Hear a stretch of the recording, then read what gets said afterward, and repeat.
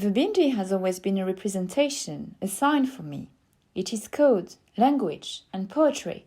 It marks time and place, moment and action. A metaphor for the body as a unit within which many units exist, or many thousands of bodies in the collective. The works are both microscopic and macroscopic. That's the energy of them. They contract and expand simultaneously, and the act of repetition is essential to the reading of a work, the gesture of placing and intent. Like they are a consciousness, the eyes of many watching and seeing, being witness to the world. Think about how a ready-made bindi is picked off a sheet of paper by scores of South Asian women every day and stuck on the forehead between the eyes. It is removed again, perhaps at the end of a day of work or pleasure, and stuck back onto a mirror for future use. Or it remains lodged on the mirror until it catches the eye of another person who looks into the same mirror without ever having met the original user.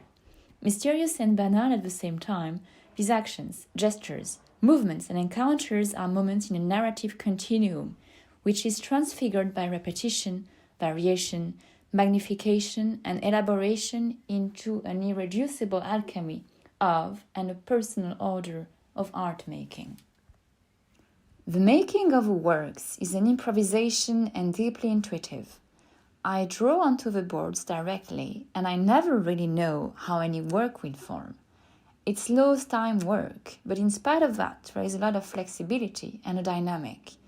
There's certainly an acknowledgement that time is in play here, that each bindi is placed one after and over the other ad infinitum. So it's more a record or testament of a present moment than it is to the past, and so when I refer to them as action works, that's a poetry that is alive and ambivalent. In a world where reality is fragmented, and the truth is only a perception, here is an algorithm or a system that reveals in code your most inner emotions. The bindis are a language that I have invented, I suppose, and developed over time and practice, to make sense and question my ideas in the work I make, both as a figurative and abstract artist. How does motive function in the reading of art?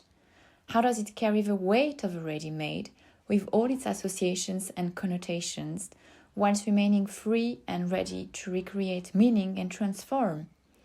I've been making these works for over a period of 20 years now, and they remain connected and disparate in their execution and intention. And somehow, along the way, you and I begin to connect the dots. That, for me, is resonance.